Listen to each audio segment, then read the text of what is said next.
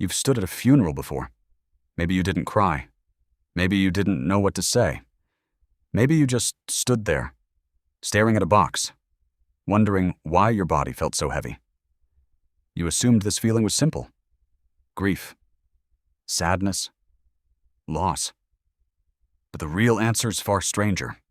What you were feeling in that moment is a behavior so old, so deeply wired into you, that it existed before your species had a word for death, before your species even fully existed at all. Let's go back. Not centuries. Not even thousands of years. Further. 50,000 years ago, in a cave in northern Iraq called Shanidar, something happened that would confuse scientists for the next century. A body was placed in the ground. Around it, pollen, clusters of it, yarrow, cornflower, grape hyacinth. The archaeologist who first excavated Shanidar, Ralph Solecki, was so struck by the pollen clusters that he called it evidence of a Neanderthal flower burial, a phrase that traveled around the world and changed how an entire species was seen. Not brutish, not simple, capable of tenderness. But later research complicated that story. Some of that pollen may have been carried in by burrowing rodents, not human hands. So which is it? Did Neanderthals mourn with flowers? Or did we simply want them to? This is the real twist. It doesn't actually matter which version is true, because either way, something remarkable is happening. You are looking at a moment 50,000 years old, and you are desperate for it to mean something. That desperation? That's the part of you that hasn't changed at all. Let's decode something first. When archaeologists say mortuary behavior, they simply mean anything humans, or human relatives, did with a body after death. Burial, marking, ritual, anything that wasn't just walking away. And walking away was an option. For most of evolutionary history, that's exactly what happened. Chimpanzees, our closest living relatives, sometimes carry dead infants for days before finally letting go. Elephants return to the bones of their herd, running their trunks over the skulls of relatives long gone. But structured, repeated, intentional treatment of the dead? That's rare. That's almost entirely us. So when did it start? Archaeologist Paul Pettit has spent decades trying to answer that question, tracing what he calls the origins of human burial back through the Paleolithic record, site by site, bone by bone. His research suggests something uncomfortable. The earliest deliberate burials weren't necessarily about love, they were about control.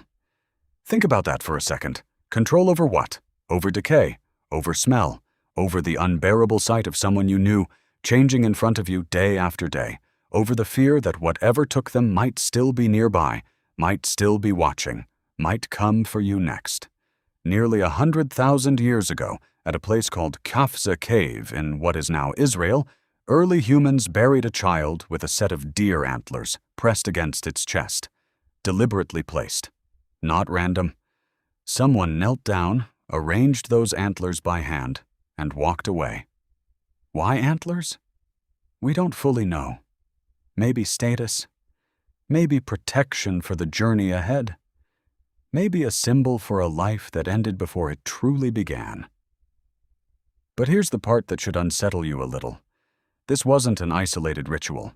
It was one of several early burials appearing around the same era, across different groups, in different caves, without any of them talking to each other. No shared religion, no shared language, possibly, and yet the same instinct kept surfacing again and again. Bury the body, mark the spot, do something. Why would evolution build that into you? Here's another way to look at it. Imagine you're standing in that group, tens of thousands of years ago.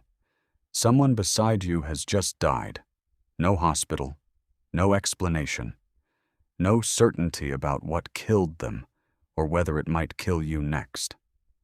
Fear like that doesn't stay quiet. It needs somewhere to go. Burial gave it somewhere to go.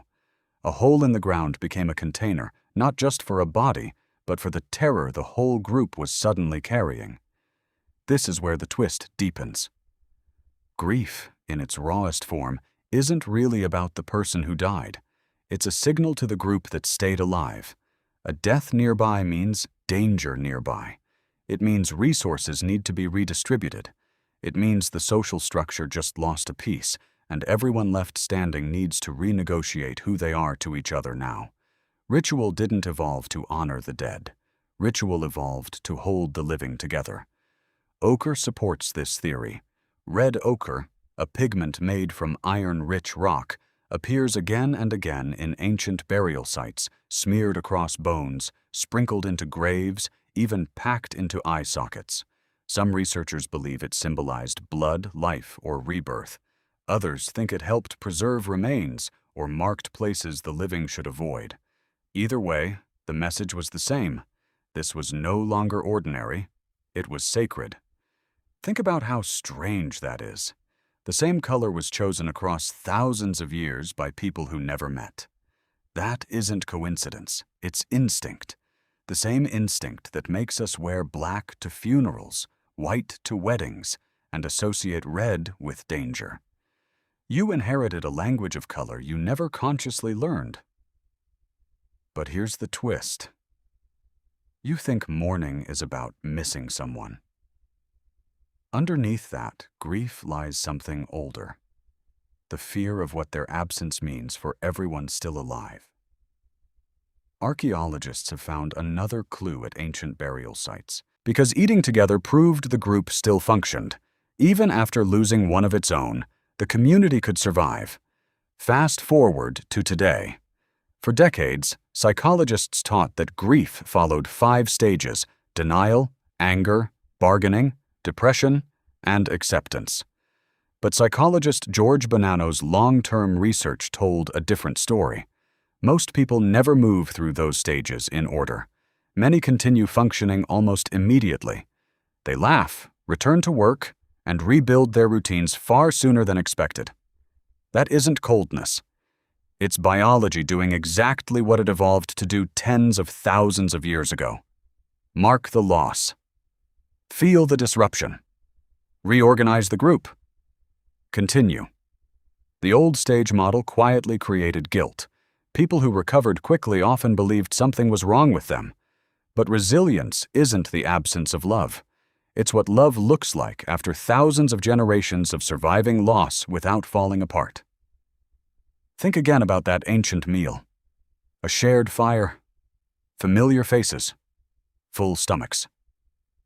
It quietly announced, "We're still here." You still perform the same ritual today. The casserole brought to a grieving family. The gathering after the funeral.